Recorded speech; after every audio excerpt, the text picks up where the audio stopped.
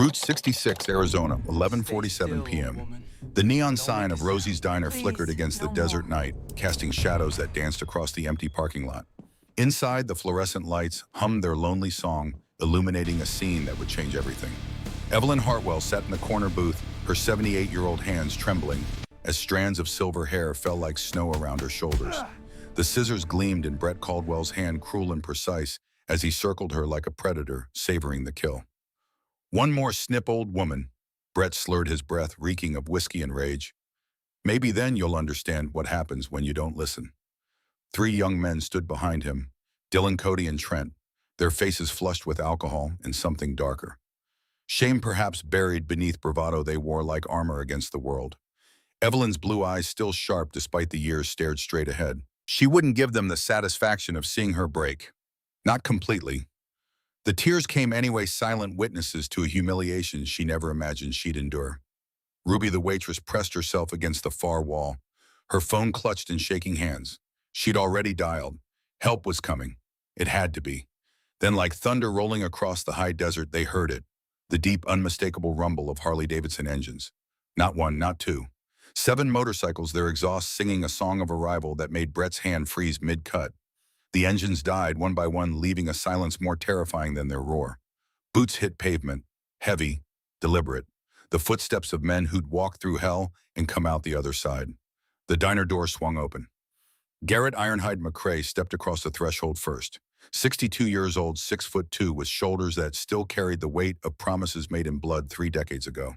The scar that ran from his collarbone to his jaw caught the fluorescent light, a gift from shrapnel in a desert 7,000 miles away a lifetime ago. Behind him, 6 more men.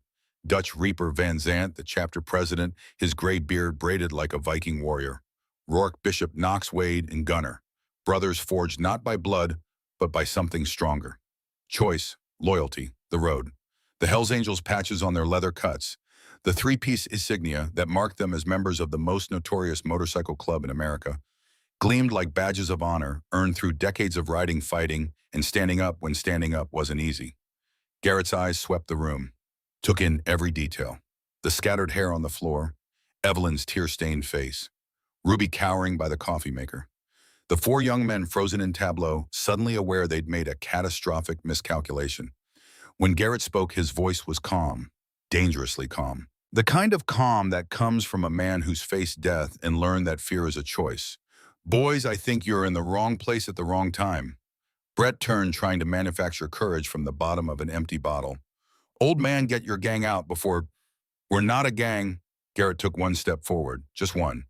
But it was the step of a Marine who'd stormed bunkers in Kuwait, who'd carried wounded brothers through minefields, who'd kept promises when keeping them cost everything. We're a brotherhood, and you just disrespected a woman under our watch.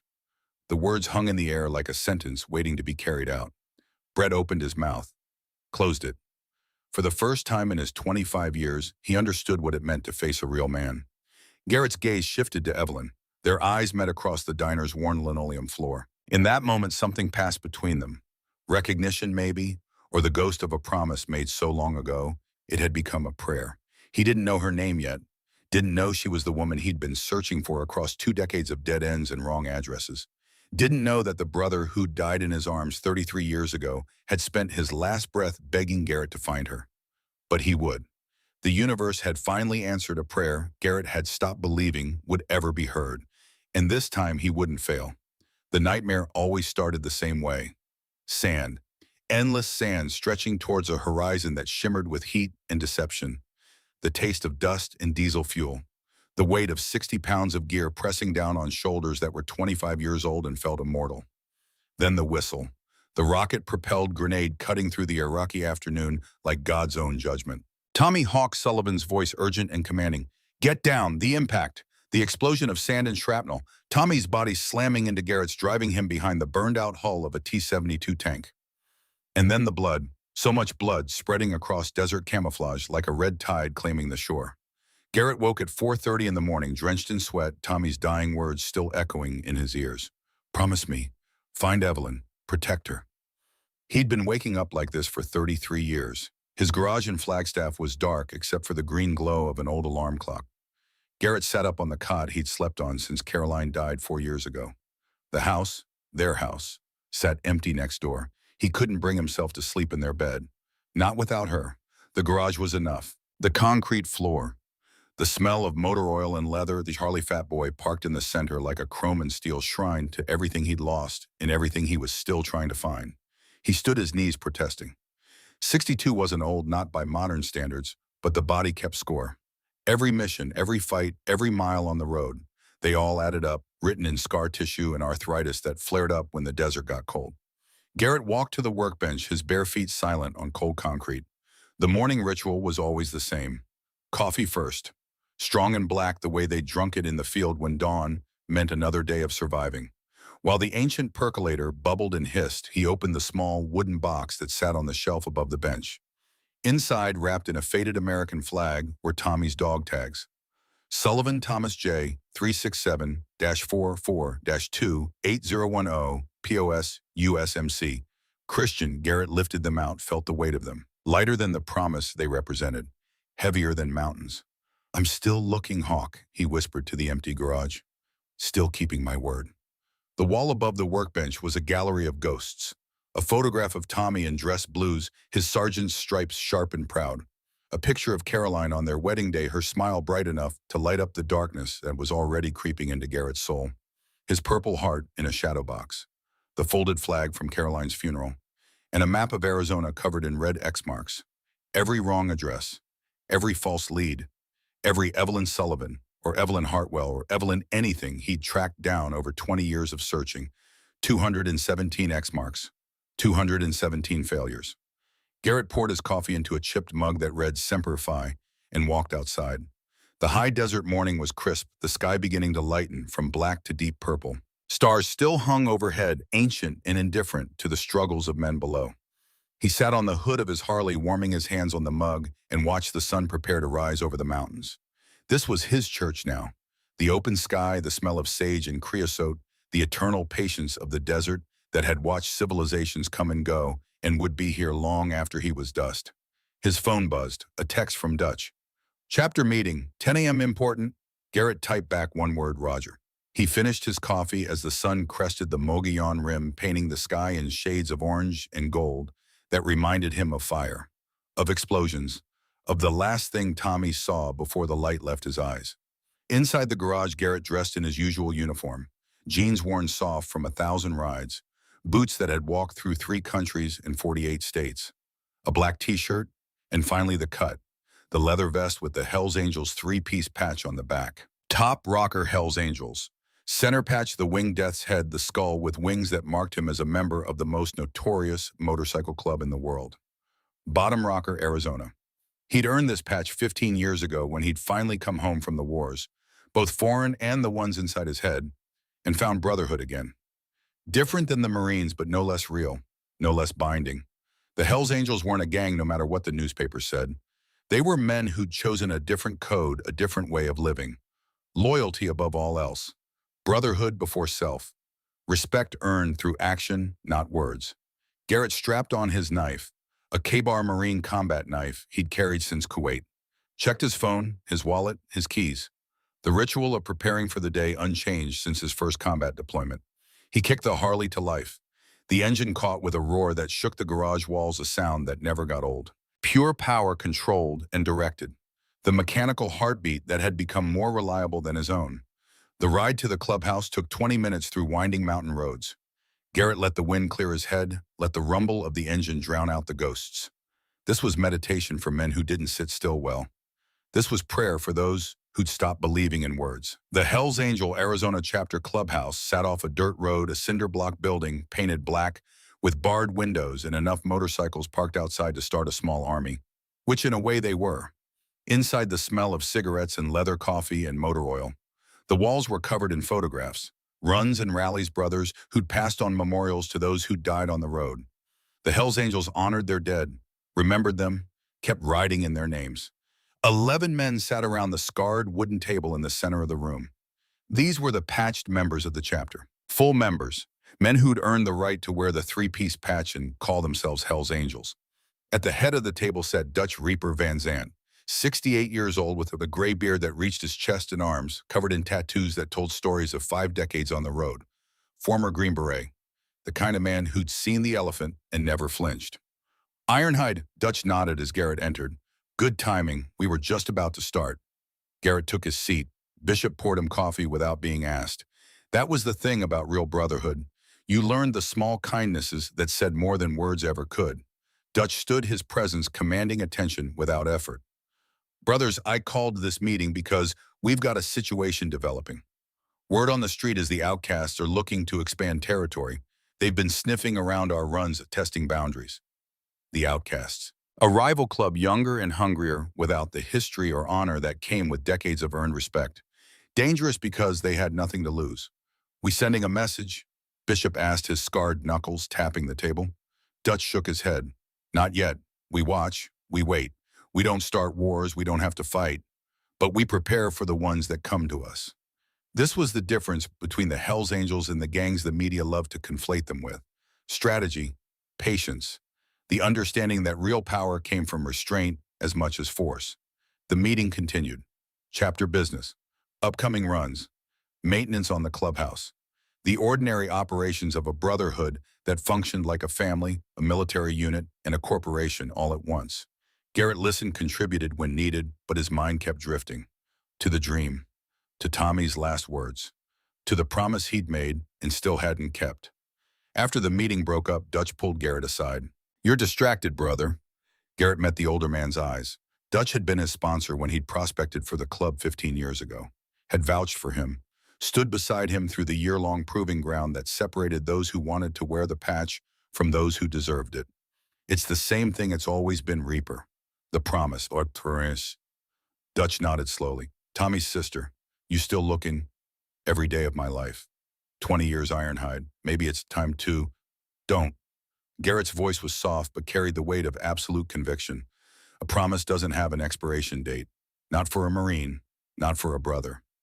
Dutch studied him for a long moment, then clapped a hand on Garrett's shoulder. Then I hope you find her brother. I truly do. Because watching you carry this weight, it's like watching a man bleed out slow. After Dutch walked away, Garrett stood alone in the clubhouse, surrounded by the photographs of brothers, past and present. His eyes landed on a picture from 10 years ago. Him and Caroline at a chapter barbecue, her arm around his waist, both of them smiling like they had all the time in the world. They'd had 4 more years before the cancer came. She'd fought it the way she fought everything, with grace and stubborn courage that put warriors to shame. But some battles can't be won with courage alone. Her last words to him, spoken from a hospital bed that smelled of antiseptic and approaching death. Don't stop fighting for people, Garrett. Don't stop being the man Tommy believed you were. He'd promised her just like he'd promised Tommy. The men in Garrett's life had taught him to fight. The women had taught him why. His phone buzzed, a number he didn't recognize. Probably spam. He almost didn't answer, but something made him pick up. Mr. McCrae, a woman's voice, professional, slightly apologetic. This is Jennifer Rodriguez from Fine People Services. You contracted with us 6 months ago to locate an Evelyn Sullivan, later possibly Evelyn Hartwell. Garrett's heart stopped, started again faster. I remember. Sir, I think we found her. The world narrowed to a point. The clubhouse, the photographs, the ghosts, all of it faded away.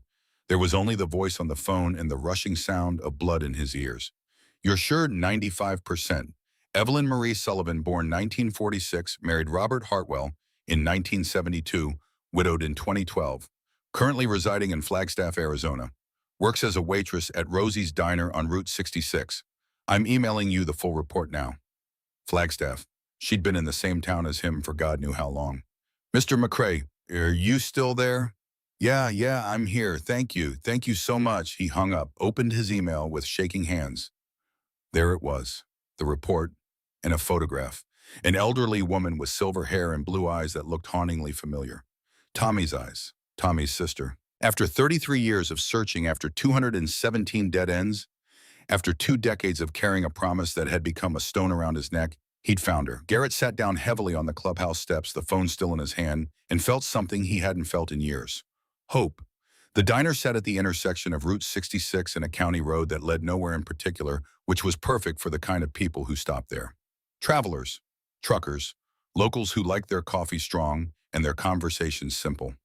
Evelyn Hartwell had worked at Rosie's for 40 years. She'd started as a waitress when her husband Robert came back with demons in his eyes and a purple heart that didn't pay the bills. She'd served coffee and pie to 3 generations of Americans traveling the Mother Road, the historic highway that connected Chicago to Los Angeles, and passed through the heart of the country like a memory of what used to be. Now at 78, she still wore the same uniform, a simple dress and apron, comfortable shoes that had been resold more times than she could count. Her silver hair was pulled back in a neat bun, her hands weathered and marked by decades of hard work, still moved with practiced efficiency as she poured coffee and took orders. Ruby, the other waitress, 55 and perpetually optimistic, often asked why Evelyn didn't retire. And do what? Evelyn would reply. Sit in that trailer and wait to die. I'll work until I can't lift the coffee pot. The truth was more complicated. The truth was that work kept her moving, kept her mind occupied, kept her from thinking too much about all the people who'd left and never come back. Tommy, her big brother, her protector, her hero. Gone 33 years, killed in a desert war that seemed meaningless now. Robert, her husband of 40 years, the gentleman who'd survived only to lose his battle with the bottle and the memories.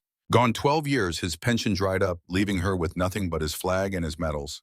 And Michael, her son, gone in a different way, lost to addiction and anger, last seen 3 years ago when he'd stolen what little money she had left and disappeared into the night.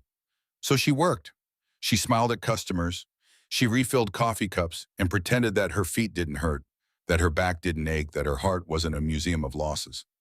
It was a Tuesday afternoon when Garrett walked in. The lunch rush had ended. Only 2 customers remained, a trucker reading a newspaper and an elderly couple sharing a piece of apple pie. Evelyn was wiping down the counter, her mind elsewhere, when the door chimed. She looked up and felt something shift in the air. The man who entered was tall and broad-shouldered, moving with the careful precision of someone whose body had been broken and rebuilt more than once. He wore jeans and boots, a black t-shirt under a leather vest covered in patches. Hell's Angels, Arizona chapter. Evelyn's first instinct was fear. She'd seen enough movies, heard enough stories. Motorcycle gangs meant trouble, but then she looked at his face. He was older, 60-something she guessed, with gray hair cut military short and a scar that ran from his collarbone up his neck to his jaw. But it was his eyes that caught her, brown and deep, carrying the kind of sadness that came from surviving when others hadn't. He walked to the counter and sat down, his movements deliberate, careful not to startle her. "Coffee, please," he said. His voice was rough like gravel under tires, but not unkind. Evelyn poured him a cup, her hands steady despite the warning bells in her head. "Cream or sugar?" "Black, thank you, ma'am." "Ma'am." When was the last time someone had called her that with genuine respect? She set the cup in front of him and moved to walk away to give him space, but his next words stopped her cold. "Are you Evelyn Sullivan?" Her blood turned to ice. She turned slowly, her hand gripping the coffee pot like a weapon. "Who's asking?" The man reached into his vest pocket, slowly, carefully showing her his movements, and pulled out something small and metal. He laid it on the counter between them. Dog tags. Sullivan Thomas J. Evelyn felt the world tilt. She gripped the edge of the counter to keep from falling. "Where did you get those?" Her voice was barely a whisper. "Kuwait, 1991. Operation Desert Storm." Garrett's eyes held hers. "Tommy was my brother, not by blood, but by every other measure that matters. He saved my life, and with his dying breath, he made me promise to find you, to protect you." The coffee pot slipped from Evelyn's hands. It shattered on the floor, hot coffee spreading like the blood she'd imagined 33 years ago, when the Marines came to her door with their dress uniforms and their practiced condolences. "You're lying," she said, but even as the words left her mouth, she knew he wasn't, because she could see Tommy in this man's eyes, could see the shadow of her brother, the echo of a promise made in the desert. Garrett stood slowly, hands visible, non-threatening. "Your brother called you Dot, short for Dorothy, your middle name. He said you hated it, but he loved to tease you. He said you made the best apple pie in Arizona and that you used to sneak him extra slices when your mama wasn't looking. He said, 'Stop.'" Evelyn's voice cracked. "Just stop." Tears were streaming down her face now, 33 years of grief breaking through the dam she'd built to survive. "Why?" she asked. "Why now? Why did it take you 33 years? And there it was. The question Garrett had been dreading. The answer he had no good way to give. "I looked," he said quietly. "God help me, I looked. 20 years, 200 cities, every Evelyn Sullivan, every Evelyn Hartwell, wrong addresses, dead ends, People who'd moved or died or never existed. I never stopped looking. I swear to you, I never stopped. Evelyn stared at him, this stranger who claimed to be her brother's keeper, and felt something she hadn't felt in decades. Rage. 33 years, she said, her voice shaking. Do you know what happened to me in 33 years? My husband came back from war, broken, drank himself to death trying to forget what he'd seen. I lost our house, lost everything, had to work 2 jobs just to keep food on the table. My son, my beautiful boy, got addicted to pills after a car accident, stole from me, hit me, disappeared. And you were supposed to be there. Tommy said if anything happened to him, you would be there. Each word was a blow. Garrett took them, stood there, and absorbed them because she was right. He'd failed. The reasons didn't matter. The trying didn't matter. He'd made a promise, and he'd broken it by being too late. You're right, he said simply. I failed him, I failed you, and I'll carry that the rest of my life. But I'm here now, and if you'll let me, let you what? Evelyn's laugh was bitter. Be my hero. Ride in on your motorcycle and fix everything. I don't need a hero. I needed one 33 years ago. I need you to leave. Ma'am, don't call me that. Her voice was ice. You don't know me. You don't get to call me that. Take your dog tags and your apologies and leave. I survived this long without you. I'll survive the rest. Ruby appeared from the kitchen, drawn by the sound of breaking glass. She took in the scene, Evelyn crying, the strange biker, the shattered coffee pot. Everything okay, Evie? Fine, Evelyn said, wiping her eyes with her apron. This gentleman was just leaving. Garrett looked at the tags on the counter, at the woman who wore his brother's eyes, at the anger and hurt and decades of abandonment written across her face. Slowly he picked up Tommy's tags, put them back in his pocket. I understand, he said, and I'm sorry, sorrier than you'll ever know. He pulled out his wallet, left a $20 bill on the counter for coffee he hadn't drunk. If you ever need anything, he said quietly, anything at all, my number's on there. He'd written it on the back of the bill. Then Garrett turned and walked out of the diner, the door chiming behind him like a judgment. Evelyn stood there shaking as his motorcycle roared to life and faded into the distance. Ruby put an arm around her shoulders. Who was that? A ghost, Evelyn whispered. Just a ghost. But that night alone in her trailer, a single wide on rented land, all she could afford on a waitress's salary, Evelyn took out the box she kept under her bed. Inside were Tommy's letters from Kuwait. His last one, written 3 days before he died, was worn soft from reading. Dot, it said in his familiar handwriting. If something happens to me, find Garrett McCrae. He's the best man I know. He'll take care of you. I made him promise. Trust him like you trust me. Love your brother Hawk. She'd waited for Garrett, waited through her 20s and 30s, waited through Robert's decline and death, waited until waiting became a habit and then a bitter joke. And now he'd come, 33 years too late. Evelyn put the letter away and turned off the light.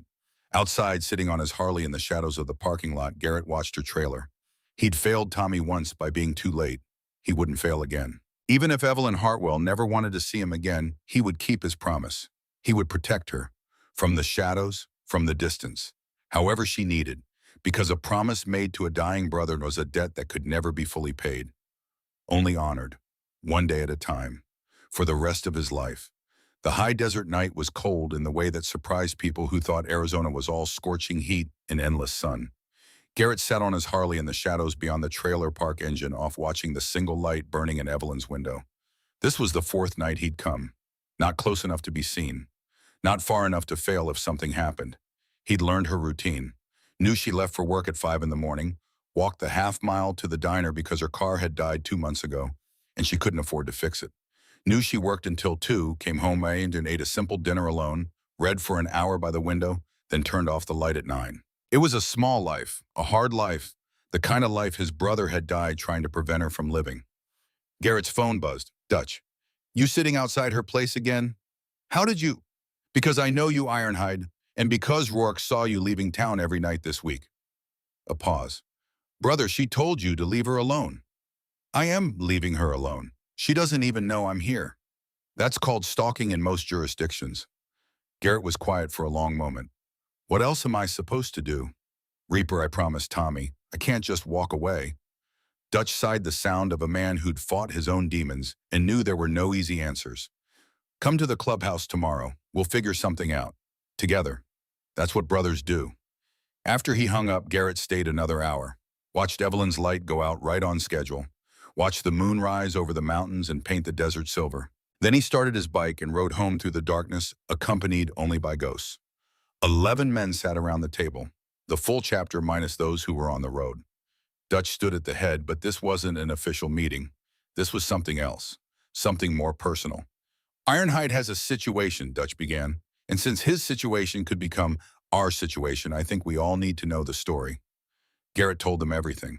Tommy, Kuwait, the promise, the 20 years of searching, finding Evelyn, her rejection. When he finished, the room was silent. Bishop spoke first. So you found your brother's sister after 33 years, and she told you to fuck off because you were late. That's about the size of it. And now you're watching her house like some lovesick teenager. I'm protecting her.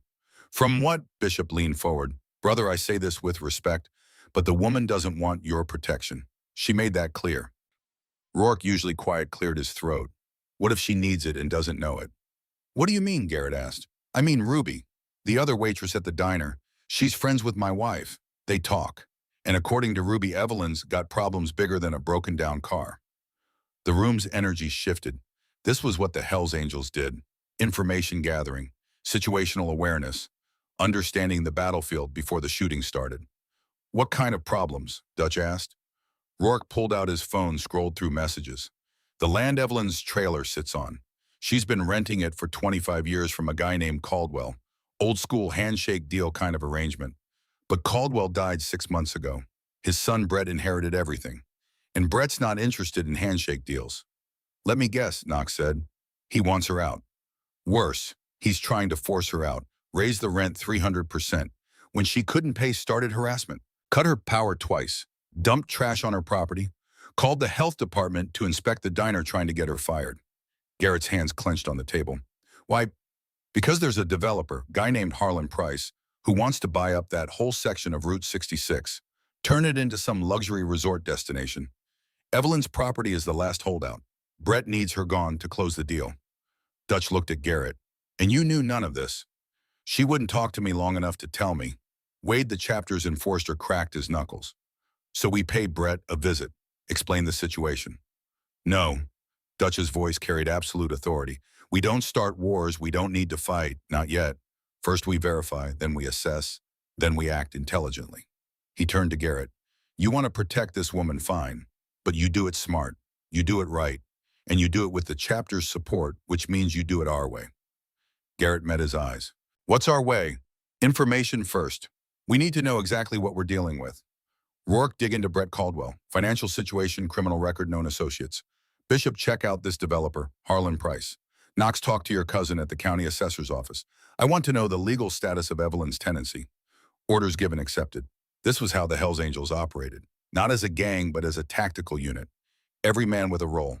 Every role essential. And Ironhide, Dutch continued, you keep your distance from Evelyn for now. I know it goes against every instinct you have, but if we're going to help her, we can't spook her. She sees you or any of us coming around, she'll dig in harder. So what do? You wait, you watch, and when the time is right, you'll know. The information came back worse than expected. Brett Caldwell was 25 years old, a trust fund kid who'd burned through most of his inheritance at casinos in Las Vegas and Phoenix. His father's estate had been substantial, but Brett had debts, serious debts, the kind that came with interest rates that would make loan sharks blush. Harlan Price was a legitimate developer with a questionable reputation. 3 projects in the past decade, all profitable, all involving tactics that skirted the edge of legal harassment. And Evelyn's tenancy had never been formalized in writing. 25 years of paying rent on time, of being a model tenant, meant nothing in the eyes of the law. Brett could evict her with 30 days' notice. It gets worse, Knox reported. Brett filed eviction paperwork yesterday. She's got 28 days. Garrett felt something dark uncurl in his chest, something he'd learned to control in the years since he'd come home from war, but never quite eliminated. Where is he, Shy? Dutch put a hand on Garrett's shoulder. Brother, don't. Where is he, Tim? The casino, same one he goes to every Tuesday night. But if you go there and do what I think you're planning, you'll end up in jail, and Evelyn will be exactly where she started, alone. Garrett stood the chair, scraping against concrete. I made a promise, and you'll keep it, but smart, not with your fists, not yet. The 2 men stared at each other. president and sergeant-at-arms, old warrior and slightly less old warrior, both knowing what the other was capable of. Finally, Garrett sat back down. Tell me the smart play. Dutch smiled. The smart play is we give her a choice. We present the information. We offer help. And we let her decide. Because the one thing we know about Evelyn Hartwell is she's a survivor. She's been doing this alone for 33 years. We're not going to take that away from her by playing white knight. But we are going to stack the deck, Bishop added. Make sure when she makes her choice, she knows she's got backup. How damn, Garrett asked. We start with Ruby. She trusts Ruby. Ruby tells her what we found out about Brett. Plants the seed that maybe those bikers who came to the diner aren't what she thinks they are. And then we wait for Evelyn to make the next move.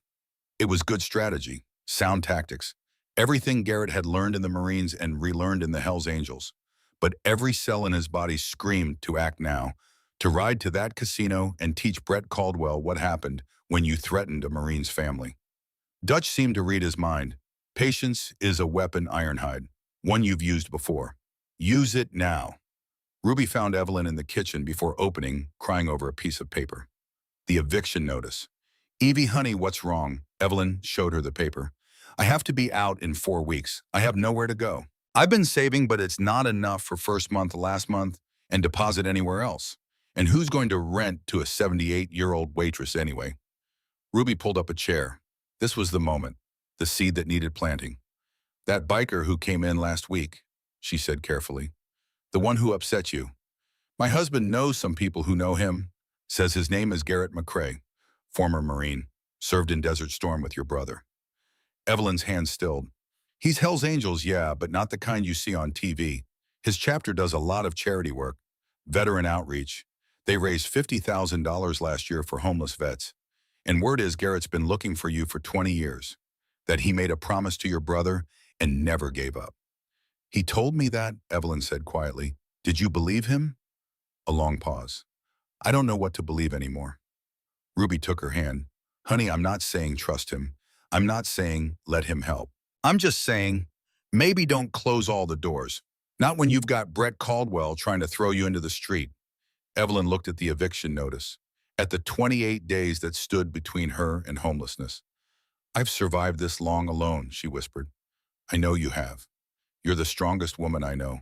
But surviving alone and asking for help when you need it, those aren't the same thing. After Ruby left, Evelyn sat in the empty diner as dawn broke over Route 66.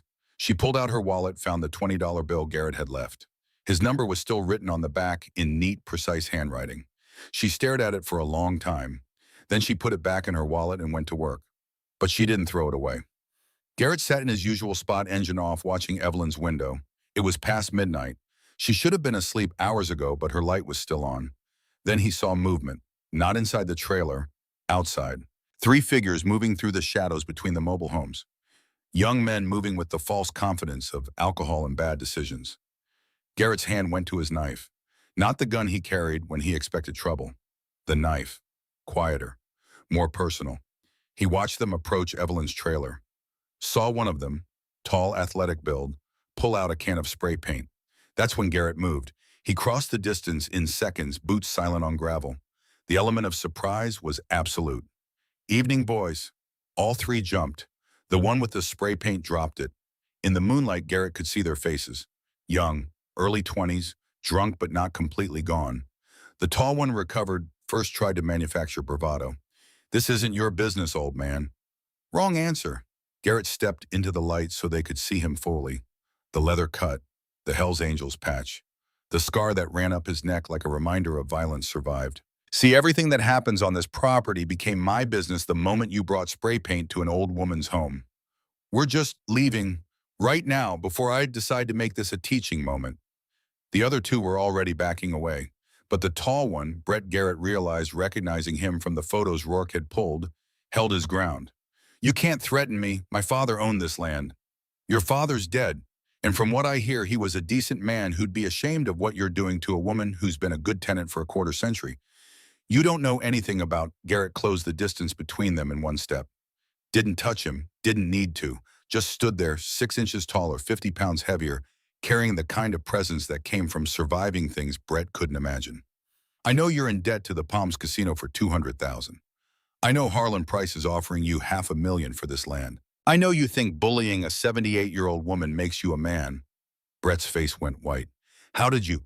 I also know that if you come back here, if you touch one thing that belongs to Evelyn Hartwell, if you so much as look at her wrong, you'll discover there are worse things than debt collectors.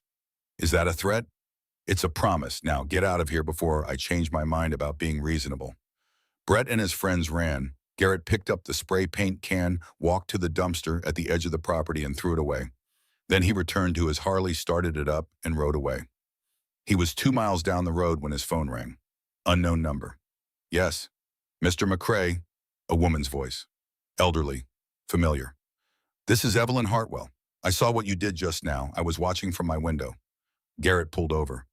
Ma'am, Ruby told me about Brett, about the developer, about the eviction. A pause, Russ. And about you. About the 20 years you spent looking for me. It's all true. I believe you.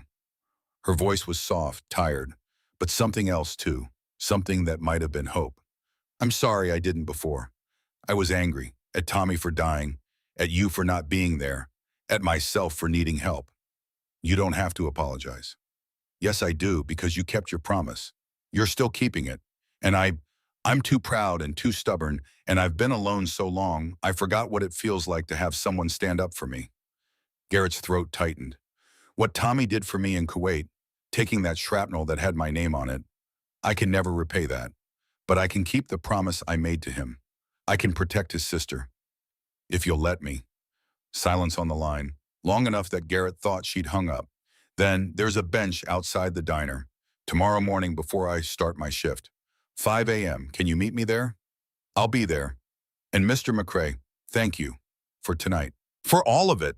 She hung up before he could respond. Garrett sat on his bike by the side of the dark highway and felt something he hadn't felt since Caroline died. Like maybe the universe was giving him a second chance. Like maybe it wasn't too late after all. Garrett arrived early. The desert morning was cold and clear. Stars still visible in the west while the eastern horizon began to glow. His breath fogged in the air as he waited on the bench, Tommy's dog tags in his pocket like a talisman. At exactly 5 a.m., Evelyn emerged from the diner's side door. She wore her uniform, her silver hair pulled back a cardigan against the cold. She looked older than she had in the diner that first day. Tired. But there was something else in her face now, determination. She sat down on the bench beside him, leaving a respectful distance between them. For a long moment, neither spoke. They watched the sun begin to rise over the desert, painting the sky in shades of orange and gold. Finally, Evelyn broke the silence. Tommy used to write me letters from Kuwait. Every week like clockwork. He'd tell me about the desert, about the men in his unit. He wrote about you a lot. Garrett kept his eyes on the horizon. What did he say? That you were the best Marine he'd ever served with. That you had his back no matter what. That if anything happened to him, you'd take care of me like he would. She pulled out a folded piece of paper from her cardigan pocket. His last letter, written 3 days before he died. She handed it to Garrett. The paper was soft-worn from being read 1,000 times. He unfolded it carefully as if it might disintegrate. Tommy's handwriting. Familiar. A ghost speaking from beyond the grave. If something happens to me, find Garrett McCrae. He's the best man I know. He'll take care of you. I made him promise. Trust him like you trust me. Garrett's vision blurred. He folded the letter carefully, handed it back. I'm sorry I was late, he said, his voice rough. I'm sorry for all of it. I know. And I'm sorry I turned you away. I was hurt, angry. I've been hurt and angry for so long, I forgot how to be anything else. She turned to face him, then her blue eyes, Tommy's eyes, meeting his. Ruby says you and your brothers might be able to help with Brett, with the eviction. We will. Why, you don't know me. Tommy's been gone 33 years. Why does this promise still matter to you? Garrett was quiet for a long time, searching for words that could explain what he'd carried all these years. In Kuwait, he finally said, Tommy and I were pinned down by enemy fire. Rocket came in. Tommy saw it before I did. He pushed me behind cover and took the blast himself. Shrapnel tore through his neck, his chest. I held him while he died. It took 7 minutes. 7 minutes of him bleeding out in my arms, and there was nothing I could do. He paused, his hands clenched together. In those 7 minutes, he didn't talk about himself. Didn't ask me to tell his story or remember him as a hero. He talked about you, About how worried he was that you'd be alone, about how you'd taken care of him when your parents died, about how he'd promised to always protect you and he was breaking that promise. A tear ran down Evelyn's cheek. He made me swear I'd find you, that I'd protect you the way he couldn't. And I said yes because Tommy was my brother, not by blood, but by every other definition that matters. And when your brother asks you for one thing with his dying breath, you don't get to quit just because it's hard. You don't get to give up just because 30 years pass. Garrett finally looked at her, not hiding the emotion in his eyes. So that's why this promise still matters. Because Tommy mattered. Because you matter. Because some debts can never be paid, only honored. Every single day for the rest of my life. Evelyn was crying openly now. She reached out, hesitated, then took his hand. Hers was small and weathered. His was large and scarred. They fit together like pieces of a puzzle, separated for too long. Tell me about him, she said. Tell me about my brother in Kuwait. I only have the official report, the sanitized version. I want to know who he was at the end. So Garrett told her. He told her about Tommy's laugh, loud and infectious, that could lighten the mood even in the darkest moments. About how Tommy had kept a picture of her in his helmet, looked at it every morning before patrols. About how Tommy had taught the younger Marines to play poker, always let them win their first few hands before taking all their money with a grin. He told her about Tommy's courage, how he'd volunteered for the most dangerous missions, how he'd carried a wounded Iraqi soldier to safety under fire because, as Tommy said, enemy or not, he's somebody's son. He told her about the last good day, 3 days before Tommy died, when they'd gotten care packages from home, and Tommy had shared his sister's homemade cookies with the entire unit, even though he could have hoarded them. He said your cookies were the best thing he'd ever tasted. Said when he got home, he was going to eat nothing but your cookies for a week straight. Evelyn laughed through her tears. I sent him 6 dozen. I'd been saving butter and sugar for months. They sat there as the sun climbed higher, sharing stories of the man they'd both loved. The brother, the friend, the hero who'd saved Garrett's life and shaped Evelyn's childhood. And slowly, carefully, the wall between them began to crumble. By the time Evelyn had to start her shift, something had changed. The stranger with the Hells Angels patch was no longer a stranger. He was Garrett, Tommy's brother, and maybe possibly hers too. The eviction, she said as she stood. I can't fight Brett in court. I don't have money for a lawyer. I don't have anywhere else to go. You won't fight him alone. My chapter, we've got resources, legal help, and we've got something Brett doesn't. What's that? We've got honor, we've got loyalty, and we don't abandon family. Garrett stood too. Let me talk to my brothers. We'll figure this out together. Evelyn nodded, then did something that surprised them both. She stepped forward and hugged him. A brief embrace, awkward and unpracticed, but real. Thank you, Garrett, for keeping your promise, for not giving up, for being the man Tommy believed you were. She went inside to start her shift, leaving Garrett standing in the parking lot as the desert morning warmed around him. He pulled out Tommy's dog tags, held them up to catch the light. I found her, Hawk, he whispered. 33 years late, but I found her. And I swear to you, I won't let her down again. The wind picked up, carrying the smell of sage and possibility. Somewhere, Garrett chose to believe his brother was smiling.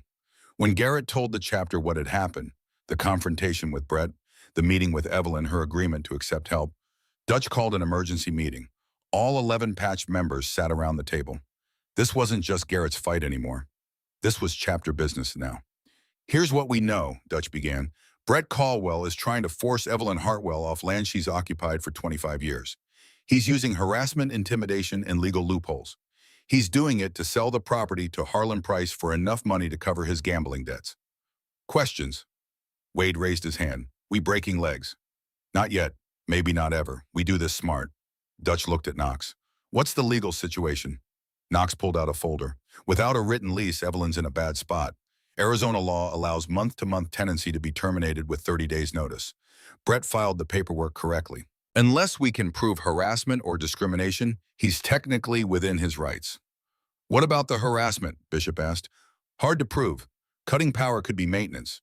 The trash could be blamed on neighbors. The health inspector complaint is legal. We'd need witnesses' documentation, a pattern we can demonstrate in court. Garrett leaned forward.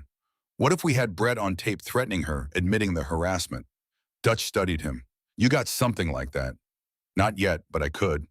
How? Garrett's smile was cold. by giving Brett exactly what he wants, a confrontation, a chance to prove he's tough, and recording every word.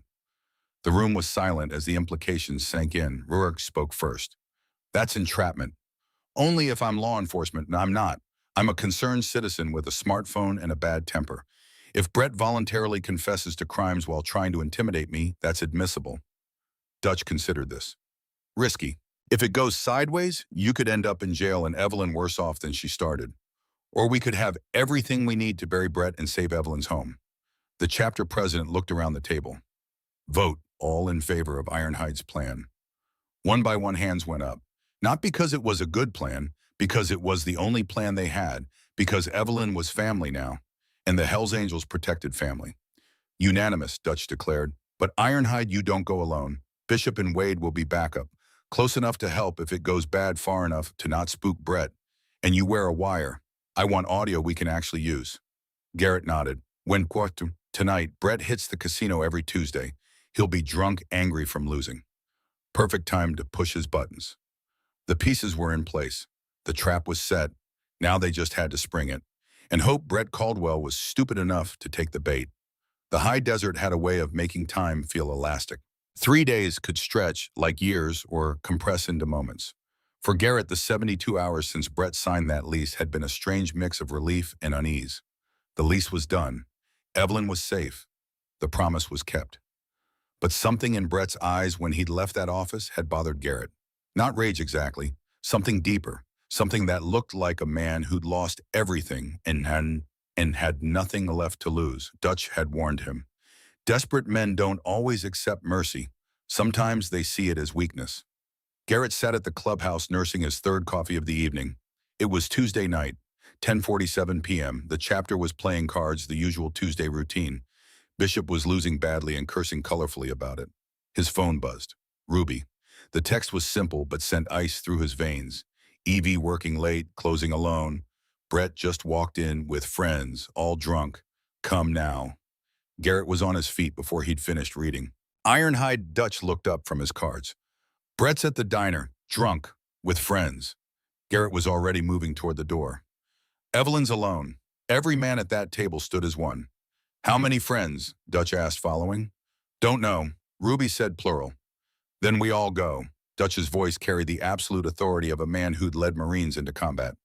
Rourke, Bishop, Knox, Wade, Gunner. Mount up, now. 7 Harleys roared to life in the desert night. They rode hard engines screaming the distance to Rosie's diner collapsing under their wheels. Garrett's mind raced faster than his bike. He should have seen this coming. Should have known that giving Brett a way out wouldn't be enough. That the shame of backing down would fester. Ruby's second text came through as they hit Route 66. They have scissors. Hurry. Scissors. The word hit Garrett like a fist. Not violence. Humiliation. Brett wanted to break Evelyn the way his father's death and his own failures had broken him. The neon sign of Rosie's diner flickered against the desert night, casting shadows that danced across the empty parking lot. Brett's truck was there along with 2 others. The diner's lights were on, but Garrett could see movement inside. Wrong movement. Aggressive movement. He killed his engine 50 yards out. The others followed suit. 7 bikes went silent as one, and the night held its breath. Dutch's hand signal was clear. Slow approach, assess, then act. They walked the last distance, boots silent on gravel. Through the diner's windows, Garrett could see it all. Evelyn Hartwell sat in the corner booth, her 78-year-old hands gripping the table's edge. Strands of silver hair already lay scattered on the floor around her like fallen snow. The scissors gleamed in Brett Caldwell's hand, cruel and precise, as he circled her like a predator, savoring the kill. 3 young men stood behind him, Dylan, Cody, and Trent, all in their early 20s, all drunk, all wearing the hollow bravado of boys trying to prove they were men by destroying something fragile. One more snip, old woman. Brett slurred his breath, visible even from outside as he leaned close to Evelyn's face. Maybe then you'll understand what happens when you make me look weak. Evelyn's blue eyes were dry but fierce. She wouldn't give them the satisfaction of tears. Not yet. Ruby pressed herself against the far wall, phone clutched in shaking hands, too terrified to move. Garrett's hand went to the diner door. Dutch grabbed his wrist, shook his head, pointed to his watch, then held up 5 fingers. Wait 5 seconds. Let them see us all at once. Maximum impact. Garrett nodded, forced himself to breathe, to think. This wasn't Kuwait. This wasn't combat. This was something that required more precision than violence. 5 seconds.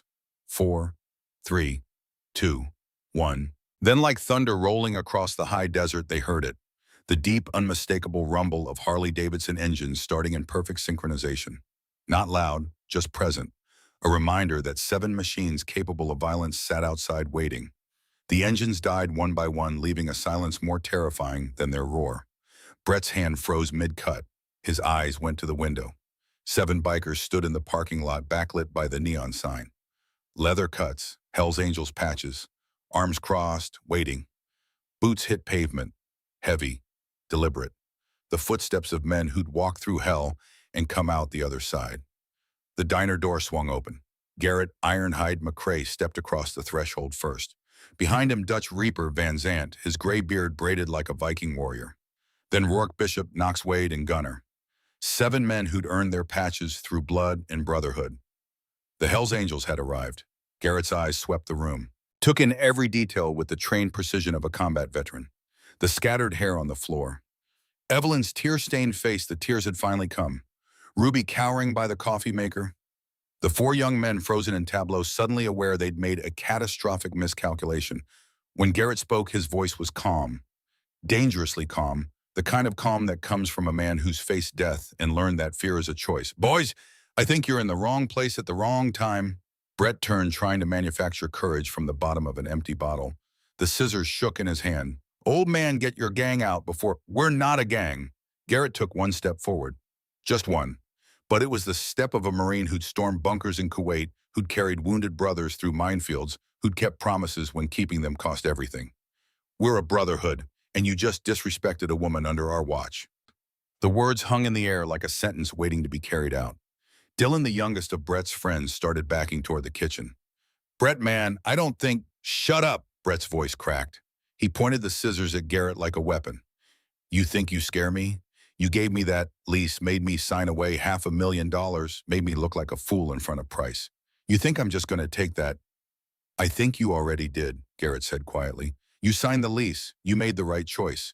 And now you're here undoing it because you're drunk and ashamed and you think humiliating a 78-year-old woman will make you feel like a man again."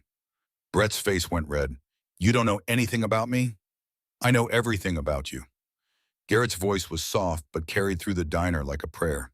"I know you're drowning in debt you can't pay. I know your father was a good man and you're terrified you'll never measure up. I know you gamble because it's the only time you feel in control. And I know that right now you're more scared than you've ever been in your life." The scissors wavered. "You want to know why?" Garrett took another step forward. Dutch and the others spread out, not threatening, just present. A wall of leather and steel. "Because deep down you know your father would be ashamed of what you're doing right now. Cutting an old woman's hair because you're too weak to face your own failures." Brett's hand dropped slightly. His eyes were red and not just from alcohol. My father was a fool. He gave away everything. Let people like her take advantage. Your father was a man of honor." It was Evelyn who spoke, her voice steady despite the tears on her cheeks. "He kept his word. He treated people with dignity. He built something that would have lasted if you hadn't torn it down." Brett spun toward her, scissors raised again. "You don't get to talk about my father." Garrett moved. Fast, closed the distance in 2 strides, his hand clamping around Brett's wrist. Not squeezing, not hurting, just holding. Immovable. "Drop them," Garrett said quietly. For a moment, Brett resisted. Then his fingers opened. The scissors clattered to the floor. Garrett released him, stepped back. "Now we're going to talk. Like men. Not with weapons. Not with threats. Just the truth." He turned to the other 3. Dylan, Cody, and Trent stood, frozen eyes wide. "You boys want to be part of this?" Garrett asked. "Or you want to walk away right now and pretend you were never here?" Cody was already moving toward the door. "I'm out. I'm sorry, Mrs. Hartwell. I'm so sorry." Trent followed, his voice breaking. "This wasn't supposed to. I didn't know he was going to—" That left Dylan, the youngest, maybe 19. He looked at Brett, then at Evelyn, then at the scissors on the floor. "My grandfather was a Marine," Dylan said quietly, tears streaming down his face. "He told me once that real men protect women, they don't hurt them. I'm sorry, ma'am. I'm so sorry." He walked out, shoulders shaking with sobs. 2 down, 2 crying. The title was already starting to fulfill itself. Now it was just Brett and Trent. Garrett turned his full attention to Brett.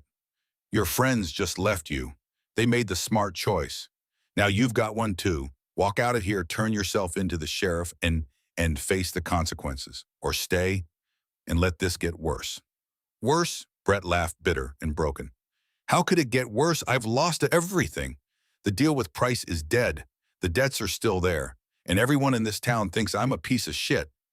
You are a piece of shit, Wade said from the back. Now, but you don't have to stay one. Brett looked at the enforcer, confused. Dutch stepped forward. Son, I'm going to tell you something I learned before. Every man has a moment when he can choose who he's going to be. Usually comes when he's at his lowest, when he's lost everything and has nothing but choices left. He gestured to Evelyn. You came here to hurt this woman because you're hurting. That's the coward's choice, the easy choice. But there's another choice. Apologize, face the law, start rebuilding. That's the hard choice, the man's choice. I don't know how to fix this. You start, Garrett said. By telling Evelyn the truth, not the drunk truth, not the angry truth, the real truth. Brett looked at Evelyn, really looked at her, at the woman who'd served coffee at this diner for 40 years, who'd lost her husband to war and her son to addiction, who'd survived everything life threw at her with quiet dignity, and something in him broke. He sank into the booth across from her, put his head in his hands and wept. I'm sorry, he sobbed. I'm so sorry.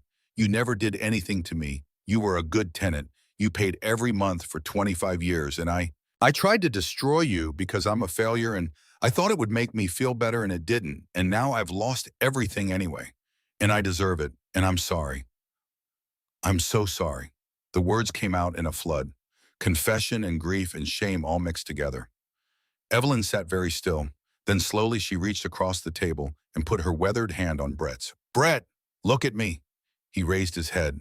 His eyes were red and swollen. Snot ran from his nose. He looked like a broken child. You hurt me tonight, Evelyn said quietly. You humiliated me, cut my hair like I was nothing, and I won't pretend that doesn't hurt. Brett's face crumpled again. But, she continued, I also know what it's like to watch when you love destroy themselves. I watched my husband drink himself to death. I watched my son choose drugs over his family. And I know that pain makes people do terrible things. I don't deserve your forgiveness. No, you don't. Not yet. But you can earn it. By making different choices starting right now. Trent, who'd been standing silently this whole time, suddenly spoke. Mrs. Hartwell, I'm sorry too. This was supposed to be. Brett said we were just going to scare you. Make you understand. But then he started cutting, and I didn't know what to do, and I should have stopped him, and I'm sorry. His voice broke on the last word. Tears ran down his face. 4 boys had walked into this diner. 4 boys were now crying. The title was fulfilled. Garrett pulled out his phone, dialed. Sheriff Donovan, it's Garrett McCrae. I'm at Rosie's diner. I've got 2 young men who want to turn themselves in for assault. Can you come down here? He hung up, looked at Brett and Trent. Sheriff's on his way. You're going to tell him everything, accept the consequences, and then you're going to spend however long it takes making this right. Brett nodded, too spent to argue. Ruby finally moved from her position by the wall. She grabbed a broom, started sweeping up Evelyn's hair with shaking hands. Evelyn stood, walked to the bathroom. When she came back, she'd washed her face and tied what remained of her hair back. The damage was visible, but she held her head high. Garrett, she said quietly, can you take me home? Of course, boys. As they waited for the sheriff, Dutch pulled Garrett aside. You handled that well, brother. No violence, just presence and truth. Tommy would have done the same. Maybe, but you did it. You kept your promise without throwing a single punch. That takes more strength than most men have. Sheriff Wade Donovan arrived 10 minutes later with 2 deputies. He took one look at the scene, 7 bikers, 2 crying young men. Evelyn's cut hair on the floor and sighed. Garrett, one of these days you're going to have a quiet Tuesday. Not today, apparently. The sheriff took Brett and Trent into custody, read them their rights. Brett went quietly, head down, still crying. Trent kept apologizing to Evelyn until the deputy had to lead him away. Before they put Brett in the patrol car, Evelyn walked over. Brett, he looked at her eyes hollow. I meant what I said. You can earn forgiveness, but it starts with forgiving yourself, and that's the hardest part. He nodded once, then climbed into the car. As the sheriff drove away, Garrett helped Evelyn onto his Harley. She'd never ridden one before. He showed her how to hold on, how to lean into the turns. "You trust me?" he asked. She smiled, tired but genuine. "With my life." They rode through the desert night, Evelyn's arms around Garrett's waist, the wind in what remained of her hair. Behind them, the other 6 Harleys followed at a respectful distance. Honor guard for a woman who'd survived another battle. At her trailer, Garrett walked her to the door. "Thank you," she said, "for coming, for knowing I needed you. That's what family does." She touched his face gently. "Tommy chose well. So did he. You're stronger than he ever told me." She went inside. Garrett waited until her light came on, then rode home. But the night wasn't over yet. The courtroom was small, packed with locals who'd come to see justice done. Brett Caldwell stood before the judge in an orange jumpsuit, his lawyer beside him. He'd lost 30 pounds. His eyes were clear, 2 months sober in county jail. Evelyn sat in the front row, Garrett beside her. Her hair had grown back some, styled short now. It suited her. The judge read the charges: assault, harassment, trespassing. Brett had pled guilty to everything. No trial, no fighting, just acceptance. "Mr. Caldwell," the judge said, "you've committed serious crimes against Mrs. Hartwell, crimes that warrant significant jail time. However, I've read the victim impact statement Mrs. Hartwell submitted, and I've read your letters of remorse. I've also spoken with your therapist at the jail about your progress." Brett stood rigid, waiting. "I'm sentencing you to 18 months in county jail with credit for 2 months served. You'll be eligible for work release after 6 months if you maintain good behavior. Additionally, 5 years probation, mandatory counseling, and 500 hours of community service." Brett's lawyer whispered something. Brett shook his head, spoke clearly. "Your Honor, I accept the sentence, and I want to say, Mrs. Hartwell, I know you're here. I know you asked for leniency. I don't deserve it, but I'm going to spend the rest of my life proving I can be better. Thank you." Evelyn nodded, didn't speak, but her eyes said enough. As they led Brett away, he looked at Garrett, mouthed 2 words, "Thank you." Garrett nodded once. The debt was paid. The sun rose over Route 66, painting the desert in shades of gold and promise. A new sign hung above Rosie's diner, hand-painted and proud, Hawk's Nest Diner, where everybody's family below it, a smaller sign in memory of Sergeant Tommy Hawk Sullivan, USMC, 1964 to 1991. 200 people gathered in the parking lot, veterans in their dress uniforms, locals who'd been coming to the diner for decades. The entire Hells Angels Arizona chapter, their bikes polished to mirror shine. And at the center of it all, Evelyn Hartwell, 79 years old, standing beside Garrett McCrae as the new owner and operator of Hawk's Nest Diner. Dutch stepped forward, a folded flag in his hands. The same flag that had been draped over Tommy's coffin 34 years ago finally returned from Arlington at Evelyn's request. "Brothers, sisters, friends," Dutch began, his voice carrying across the crowd. "We're here today to honor a man who gave his life for his country and for his brothers. Sergeant Tommy Hawk Sullivan died in Kuwait in 1991, saving the life of his fellow Marine Garrett McCrae." He turned to Evelyn. "Tommy made Garrett promise to protect you. It took 33 years, but Garrett kept that promise. And in doing so, he brought all of us together, created a family where there was none." Evelyn took the flag with trembling hands, pressed it to her chest. "Tommy," she said, her voice soft but clear, "I miss you every day, but today I feel like you're here, in every person who came, in every life you touched, in Garrett who loved you enough to never give up." She turned to the crowd. "This diner has been my life for 40 years, but it was just survival. Today it becomes something more, a place where veterans eat free, where the lost can find family, where promises are kept." Applause rang out, genuine and warm. Garrett stepped forward, placed a brass plaque beside the door. It read, "Family isn't who you're born to, it's who you die for." Sergeant Tommy Sullivan, USMC. The diner doors opened. Inside, the place had been transformed. New booths, fresh paint, but the soul remained. The counter where Evelyn had served coffee for 4 decades. The pictures on the wall now, including Tommy in his dress blues, Robert in his uniform, and a new photo, Garrett and Evelyn at the memorial bench, smiling like the family they'd become. Behind the counter, working the grill, was Brett Caldwell. He'd been released from jail 4 months ago, sober for 22 months. He'd sold his father's remaining properties, paid his debts, and gone to work for Evelyn. Not because he had to, because she'd offered him the same thing Garrett had offered him, a second chance. "Mrs. Hartwell," Brett called out, First order's ready. Evelyn smiled, walked behind the counter, picked up the plate eggs, bacon hash browns, and delivered it to the first customer. A young Marine fresh from deployment still wearing his uniform. He looked tired, lost, the way so many did when they came home. Welcome to Hawk's Nest, Evelyn said. Breakfast is on the house, for all who served. The Marine's eyes filled with tears. Thank you, ma'am. Thank you, son, for your service. As the diner filled with people, with life, with laughter and conversation and the smell of coffee and bacon, Garrett sat at the counter nursing his own cup. Ruby still working as a waitress, but now as Evelyn's partner topped off his coffee. You did good, Garrett, she said. We all did. Dutch sat down beside him. Ironhide, I've been thinking, the chapter needs a new project, something that honors Tommy. What did you have in mind? Veteran outreach, specifically for guys coming back from deployment with nowhere to go. We set up a fund, help them with rent, jobs, counseling. Call it the Hawks Fund. Garrett's throat tightened. Tommy would love that. Then let's make it happen. Brotherhood taking care of brotherhood. That's what we do. They sat in comfortable silence, watching Evelyn move through her diner with a lightness that hadn't been there before. She laughed at something Brett said, hugged a regular customer, poured coffee with his practiced ease of 4 decades. She was home, safe, protected. The promise was kept.